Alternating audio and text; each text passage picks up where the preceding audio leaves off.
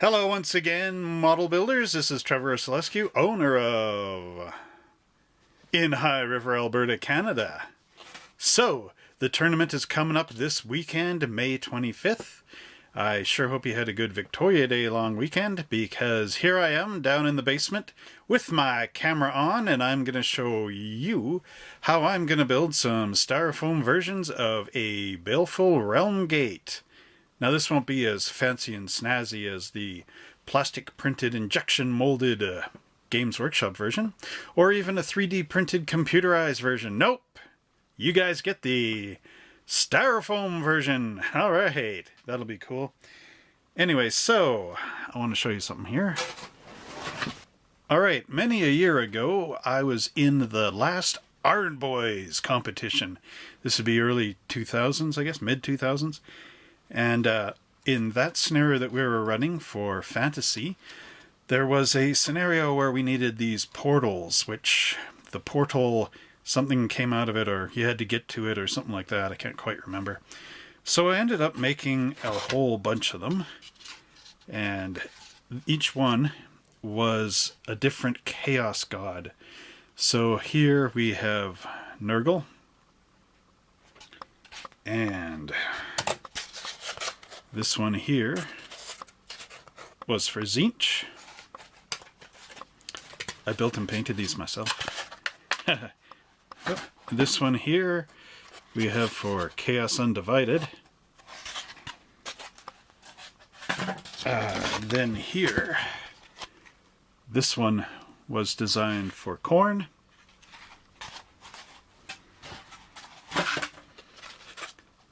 And then here we have Slaanesh. Kind of wanted to have like a vine on here, like it was in the jungle, you know. And these are real tiles on here.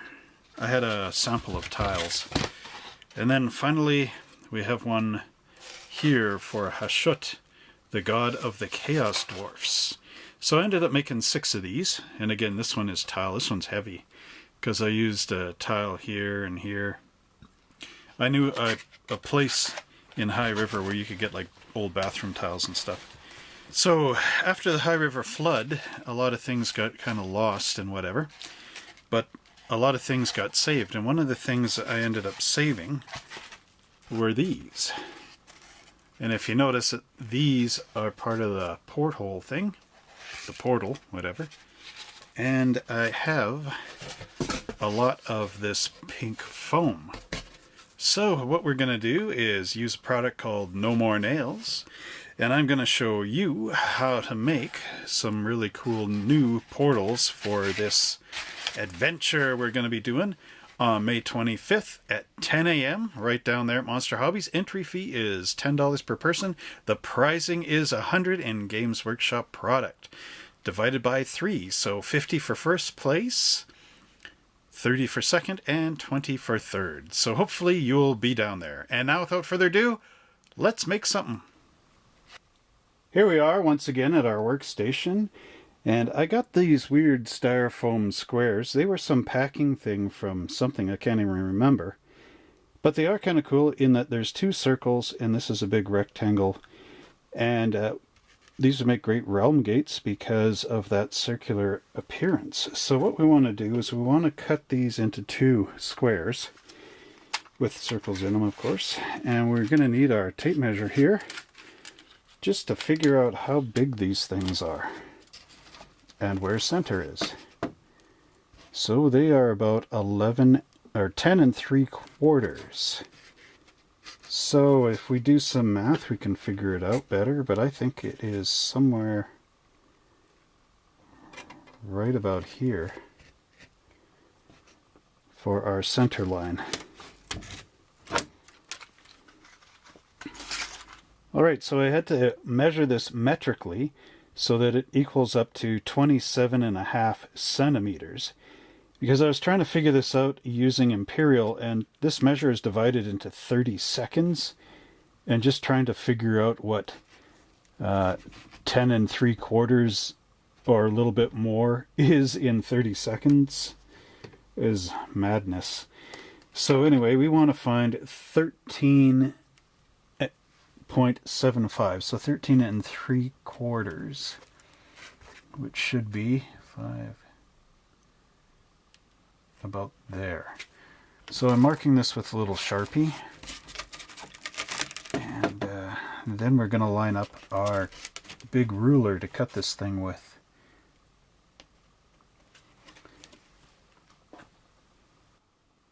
So I made enough marks on the styrofoam that we could actually line it up using my big huge set square here. So we'll just take the lid off the Sharpie again and rotate this around. Now I'm going to line up the black edge of the set square here with all my blue marks as best I can, and then just draw a line connecting them down with the Sharpie. And there we have divided in half. Next up, we want to take our sharp knife here. I got this Tester's one. And we're just going to reline that back down here, up against our blue line. Should be good.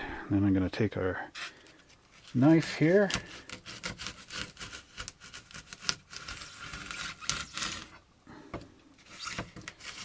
And cut her across.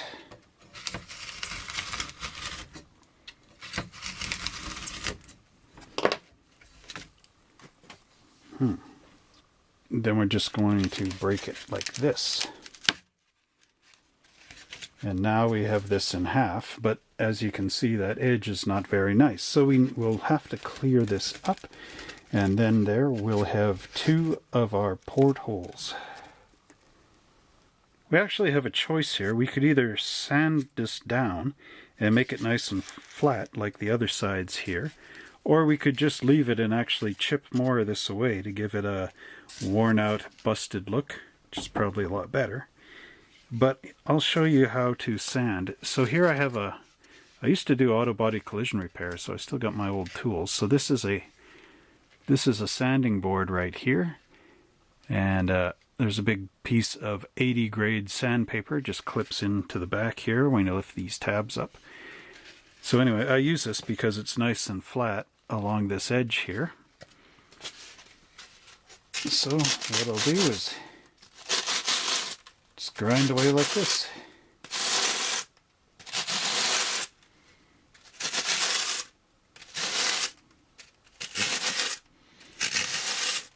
Let everything fall into the trash. So now, as you can see, we've got a nice beveled end and looks nice and square. So you may be wondering what this is on the back. Well, these pieces used to be in a showcase where I had the mummy and the Dracula and all that stuff, but that showcase is now being used at the store for the goblins and that army. So I had this sectioned off into triangles. So this is where the mummy was. That's why it's all like sand. So I had a piece of cardboard or something in that display like that. Anyway, let's get into the circle bit. And I'm going to cut all of these that I have just like this and sand that edge off. So the next star of our show is this gigantic 1/2 inch R30 insulation foam by Owens Corning. This stuff is the stuff you usually put into houses and whatnot, but the 1 inch thickness here makes it perfect for what we want to use, as well as this is dense core styrofoam, so it's not like the other stuff that's just going to turn into little teeny balls when you cut it. This, in fact, is really good stuff. So what I'm going to need to do is cut this into 6.5 inch squares. Okay, so here I am way down at the other end of the 8-foot sheet with the camera way over there. So what I'm going to do is take my tape measure and measure from this edge here out the 6.5 inches. Then I'm going to make a mark there and a mark there, and then cut it through with the steel edge. And I know my face is going off camera here. Alright, so 6.5 inches is there.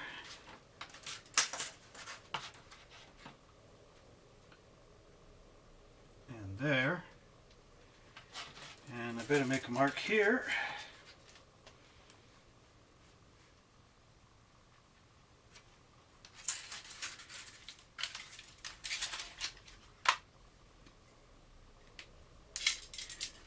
And I'm using this utility knife because I don't want to use my good hobby knife on this, because I'm on concrete and that's going to wreck the blade. Bet a lot of you guys are upset that I'm cutting on concrete, but anyway.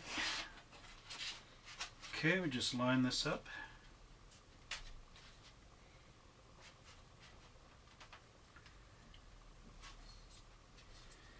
Hold down the set square.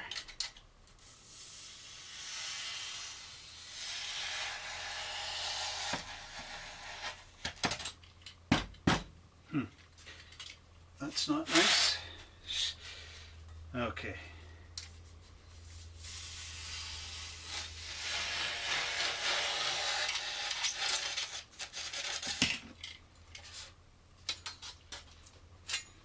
All right. Yeah, that's deep enough just to cut that off, and there we go. So what I'll do is I'll just switch around and cut this off 6 inches and carry through. So now we have a fairly sizable stack of these pebble core type styrofoam, which is the ones with all the little teeny circles and stuff in there. And then we've got our bases here, which are made out of the dense core foam. And you can see where I cut the difference. So this has a little bit of ripping here because my blade is a little dull, whereas this stuff just explodes when you cut it. So I could sand this edge down a little bit with the sandpaper, but I don't think there's any point in it quite yet, because now what we want to do is move that stuff out of the way, and we want to turn this square into a circle. So in order to make this happen, I am going to use this Stateler compass here. I got this when I was doing drafting way back in high school, when we still used pencil and paper, and AutoCAD was just a mere 2 years away. So what's 6.5 divided by 2? Well, that becomes 3 1/4. So I'm going to take my little point end here, put it up against tape measure at the bottom of your screen, and unwind it till I hit 3 1/4 with the pencil end. Should be about there. And then, without stabbing it into the styrofoam, I'm just going to test to see if I'm in the right location. Should be, yep, about there. So, and this is why I made them 6.5.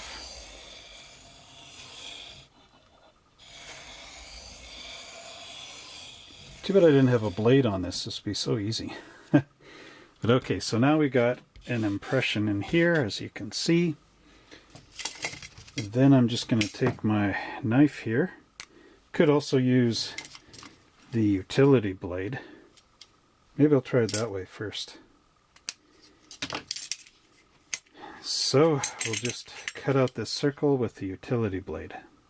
So now I have the first circle drawn here. And what I want to do is make sort of like a spiderweb type of look to this. So I've got my compass here again, and I've set it back 1/2 inch from this line here. And I'm just going to come around with another circle. And then I'm going to wind this in 1/2 inch until we get 1/2 inch off the center. So now, as you can see, I've got a lot of these rings. I'm just going to do the last one here, which is the toughest. I should really wind my pencil in. And there we go. So now this sort of looks like the top of a stove element, but we want to make it, of course, look more like the spider web. So what I'm going to do is use this big long paintbrush, just the back here, and I'm going to grab the set square, and hopefully I won't move this too far off the camera. So I'm going to line the top with the set square, and I'm just going to come off a little bit from the center, figure out the width of the brush, which is right about there, and I'm going to just use the back end of the handle of the brush to make our first intersection line right here. And then we want to make one at a 90-degree angle to that. So we just align the square, the edge of the square to there. Move it up a little. And now we've got our crosshair pattern. And then what we want to do is go at a 45-degree angle. I would say corner to corner, but this isn't exactly dead center. So I'll just go as close as I can to divide that. Turn it again. And so now we got the crosshairs in there. Then we're going to divide it into these tighter quadrants here. So half of 45.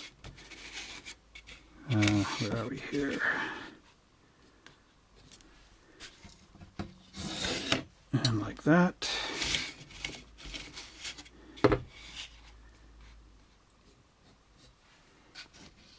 There.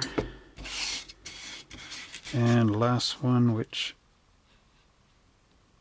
should be here. And there we are. That's what we're looking at for our angles. Now we want to turn the square into a circle. So I've got a protractor here and our handy utility knife.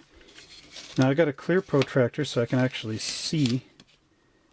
Actually, this isn't a protractor, this is a 90-degree triangle. So I got a clear one. What I want to do is make sure I'm not hitting that circle. And I'm just going to cut out along here to remove the edge. Our styrofoam. And I'm just going to rotate this over here.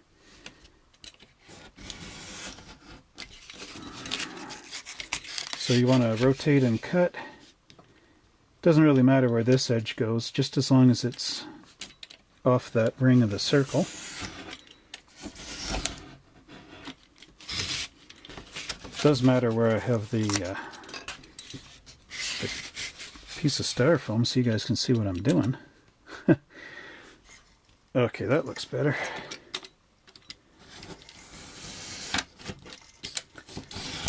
Okay, so I'm just cutting off this edge here.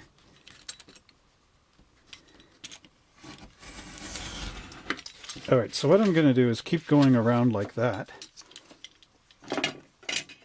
until you get a circle like this with the rough edge. Is you're going to take your long board here, camera's too far away to see, and you're just going to go on that edge over your garbage can until you get a nice smooth edge circle like this one. And then you are finished your styrofoam piece.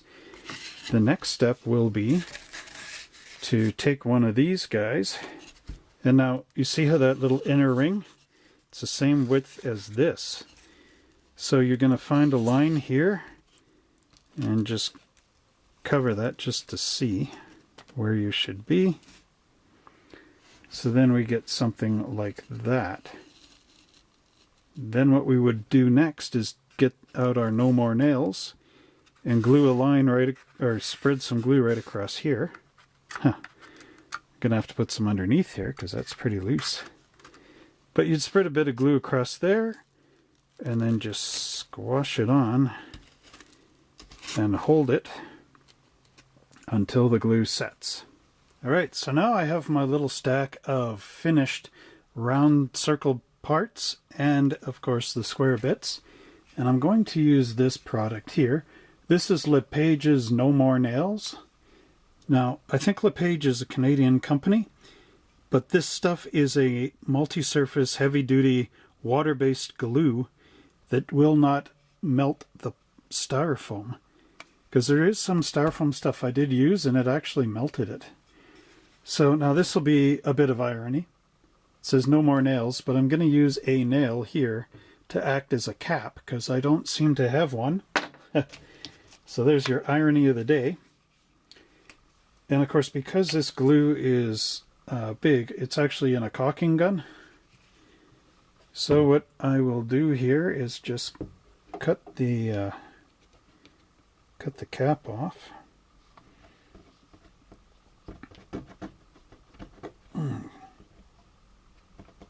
Just like that. And then hopefully I cut it right so the nail will lock in.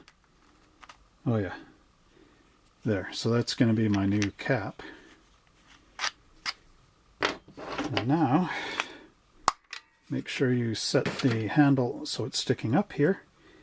And if you ever want to release the tube, you just squeeze that in and pull the rod back, and then it'll tilt out. Just so you guys know if you've never used this before. Okay, so now should get some of this out here. There we go. Whoops. Okay. Oh, and to make it stop squeezing out, just release the trigger back here, and that'll relieve the pressure. Okay, I got a fair bit coming out, so I will gonna line this one up like this. Okay, a little more than I needed. Just throw that nail in the back here. Okay, that's good enough for now.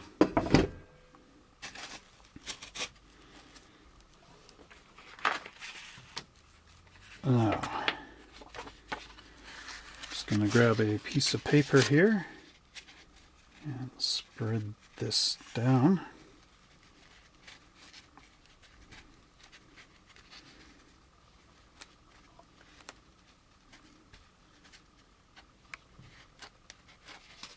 Okay, then I'll grab one of these bases here,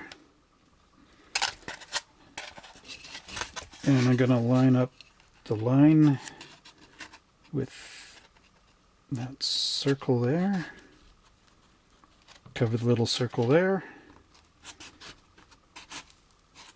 and then I will wipe this down like that.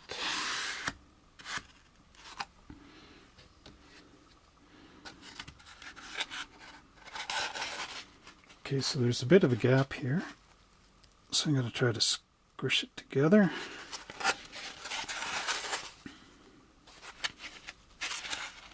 Okay, almost looks like this end should come this way.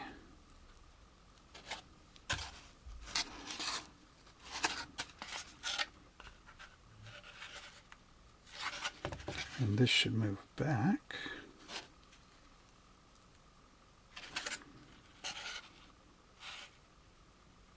Okay, that looks about even. Let's just wipe off the excess here.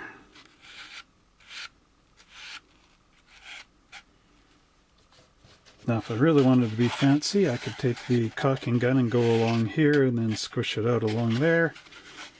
But I don't know. Don't know if it's worth it. Maybe it is.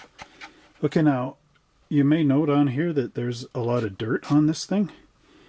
The reason why I didn't wash this off is because I find styrofoam seems to retain water molecules, and then that makes this all the harder to glue together. So I'm doing this dry for now, and then before I paint it, I'm going to clean it off once this is all set, and then just let that dry for another day more or less, and then we can paint the primer on it. Well, I hope you enjoyed our little tutorial on building these styrofoam Realmgate scenery pieces, and I do wish you a lot of success in building your own. And I guess next time around I will have to paint these before that tournament comes on May 25th at 10 a.m. right down at Monster Hobbies Entry fee is $10, but you have a chance of winning up to 50. Yeah, so winning some GW product valued at $100, which will be divided by 3. First place will be $50, second place will be $30, and third place will be $20. So hopefully we can see you there right at 10 a.m. And until next time, happy model building!